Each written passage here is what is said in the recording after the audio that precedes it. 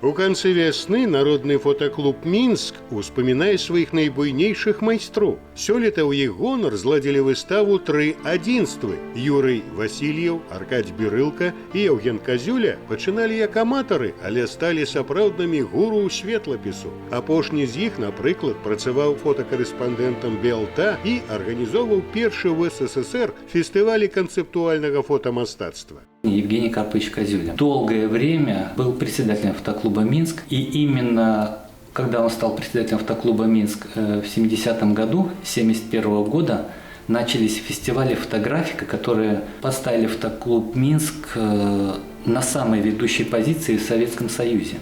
И именно вся творческая фотография начала концентрироваться именно вокруг фотоклуба «Минск».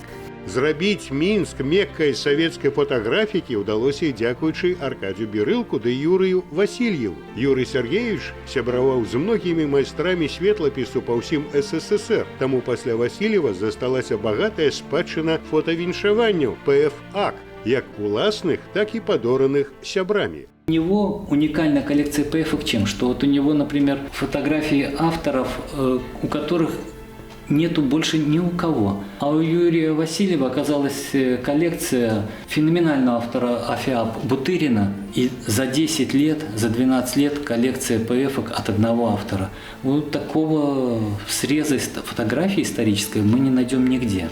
На экспозиции представлены классичные фотоздымки, фотографика и коллажи. Выставу в рамках проекта «Зрокавая память гісторыі» от фотоклуба «Минск» можно наведать до 24 мая.